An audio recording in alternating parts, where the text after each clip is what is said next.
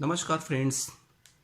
आज 25 जुलाई है और मैं कई दिन से सोच रहा था कि इस बारे में आपसे बात करूं, लेकिन कर नहीं पा रहा था। कारण था कुछ मन में द्वेष, कोई गुस्सा, कुछ एग्रेसिवनेस था। कारण 22 जुलाई 2020 को 995 दिन के बाद हमारे बैंक कर्मचारियों का, हमारे बैंकर्स फ्रेंड्स का, मेरे बैंकर्स दोस्तों का, क्योंकि मैं भी एक एक्स बैंकर हूं, इसलिए मैं उनका दर्द समझता हूं। 995 दिनों के बाद एक ओमेयू साइन हुआ। So called IBA and so called worthless leaders union forum of bank union, UFBU इसे कहते हैं, union forum of bank union, जिसमें सो कॉल्ड 75 प्लस के जो नेता लोग हैं, जिनको हमारे बैंकर से कोई मतलब नहीं है, इन्होंने मिलकर एक एमओयू साइन किया। 995 दिन के बाद ये अपना पीठ थपथपा रहे हैं कि मैंने ये एग्रीमेंट कर दिया, मैंने एमओयू साइन कर दिया, और अभी ये 90 डेज़ के बाद इसको फाइनलाइज करेंगे। यानी कि नवंबर 17 से जो हमारा एग्रीमेंट ड्यू था वो अब जाके नवंबर 20 तक पूरा होगा। यानी after 3 year completion of 3 years, क्या अगर हम थोड़ा इतिहास में जाएं तो नवंबर 17 से ये हमारा एग्रीमेंट सेटलमेंट होना लागू था। मई 18 में आईबा, इंडियन बैंक एसोसिएशन, जिसका कोई भी स्टैच्यूटरी बॉडी नहीं है, वो अपने खुद एग्रीमेंट में कहते हैं कि हम बैंकों को डायरेक्शन नहीं दे सकते, फिर भी वो हमारा वेज रिविजन करते हैं। उन्होंने कहा 2% ऑफर किया था मई 18 में। Initially they have offered the bank employees for the wage hike of 2%। 2% means begging. क्या हम इतना काम करने के बाद भीख मांगते हैं उनसे? हमें 2% से इनिशिएट किया, और ये यूनियन के लोग, सो कॉल्ड वर्थलेस लीडर्स, जो उन्होंने कई बार स्ट्राइक किया, नेगोशिएशन किया, करोड़ों रुपए तो खाली इन्होंने अपने नेगोशिएशन में खर्च कर दिए, और हाथ क्या लगा? 15% की हाइक। ये मीडिया के लिए है। जैसे मीडिया कहती है कि बैंक कर्मचारियों पर छप्पर फाड़ के धन बरसा। आप उन बैंक एम्प्लॉय से पूछिए कि उन्हें मिलेगा क्या? छप्पर फाड़ के मिलेगा या 2.5% का लोड मिलेगा? फिर सारे डीए मर्जर के बाद, सारे कुछ होने के बाद, फिर वही पिछला 10th बाईपार्टाइट के हिसाब से स्पेशल अलाउंस, जिस पर कोई रिटायरमेंट बेनिफिट नहीं मिलेगा। आप उन लोगों से पूछिए जो रिटायर्ड हो गए हैं और उन स्पेशल अलाउंस पर उन्हें 1 पैसे का कोई फ़ायदा नहीं मिल रहा है। उससे क्या फ़ायदा हो? ऐसे एग्रीमेंट करने से क्या फ़ायदा? आप स्पेशल अलाउंस थोड़ा कम करते, लेकिन उस पर डीए तो उस पर तो आप रिटायरमेंट बेनिफिट पर जोड़ते। ठीक है, आज बहुत एम्प्लॉय हमारे रिटायर नहीं होंगे, लेकिन हर साल कम से कम सैकड़ों एम्प्लॉय रिटायर होते हैं। क्या होगा उनका बेनिफिट? उनके पास रोटी और दवाई के लिए भी पैसे नहीं हैं, और जबकि रिटायरमेंट के बाद इस एज में, पर्टिकुलर एज में, केवल उनको रोटी और दवाई चाहिए। लेकिन ये सरकार कह लीजिए, नेता कह लीजिए, आईबा कह लीजिए, किसको कहें हम दोस्त किसको दें? रात दिन काम करने के बाद, मेहनत से काम करने के बाद, इस कोविड-19 में हमारे सैकड़ों बैंक साथी बहुत से हादसे में गुजर गए। कोई पूछने वाला नहीं है, कोई सपोर्ट करने वाला नहीं है, न सरकार न बैंक। हम व्हाट्सएप पे खाली सिंपैथी अपना प्रकट कर देते हैं, आरआईपी लिख देते हैं, हमारा काम भी खत्म हो जाता है।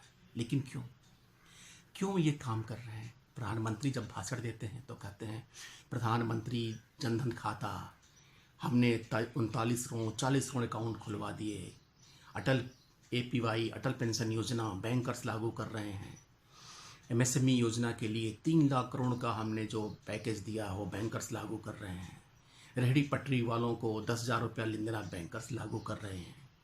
यानी सारे योजनाओं को लागू करने का ठेका बैंकर्स का है, लेकिन बैंकर्स के मुंह में निवाला डालने का ठेका किसी का नहीं है, ना नेता का, न सरकार का, न आईबीए का।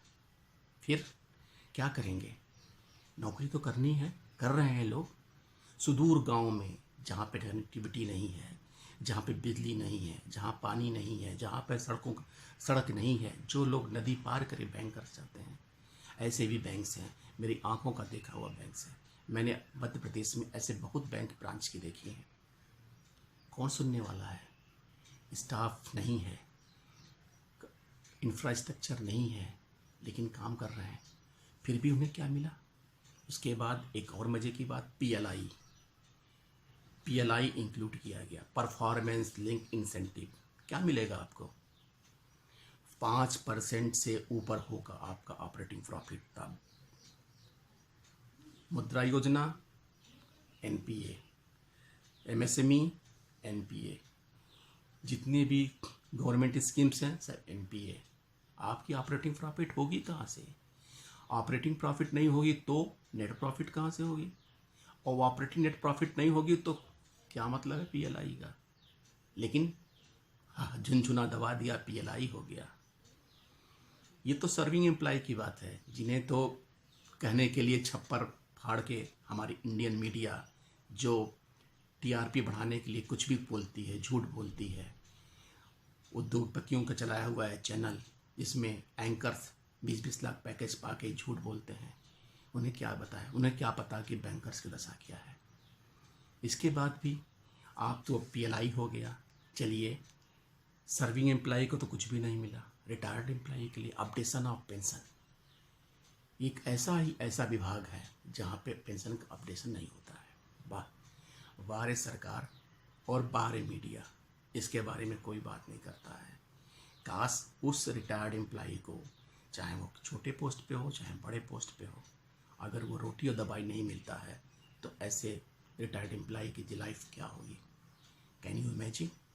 आप उन लोगों से पूछिए जिनके पास लायबिलिटी है, जिनके पास खाने के लिए पैसे नहीं। ऐसे हमारे रिटायर्ड एम्प्लॉय हैं जिनको देख के कभी कभी हम लोग खुद तरस खाते हैं।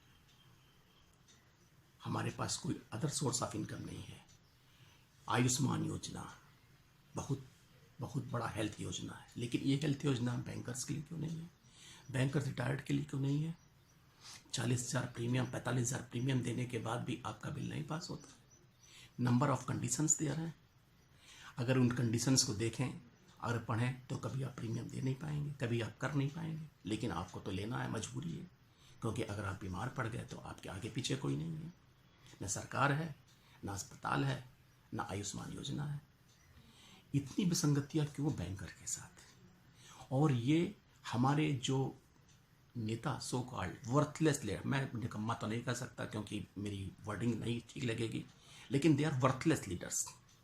75 ईयर्स एज हो गया है, उनको कोई कंसर्न नहीं है हमारे सर्विंग एम्प्लॉय से, उन्हें कोई कंसर्न नहीं है हमारे टायर्ड एम्प्लॉय से। वो तो बस अपना एयर से आना, एयर से जाना और जो भी खाना। काहे को हम अपना मुंह खराब करें इन लोगों के बारे में कह के? लेकिन सच्चाई तो यही है। हम फिर इसी तरह रोते गाते रह जाएंगे। 90 डेज के बाद आपको कुछ नहीं होना है और फिर अगला 12 बाइपार्टाइट का इंतज़ार करेंगे।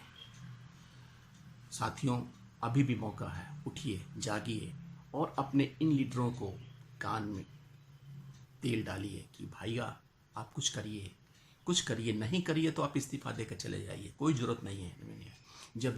जब मैनेजमेंट को ही अग्रीमेंट सब करना है तो वो रोग आके ऐसे 12%, 14%, 15% हल्ला करके आपको देगी, वही जो 2.85 का लोड स्लैब रेट कम कर देगी, कहीं इधर से कहीं उधर से, दाएं बाएं।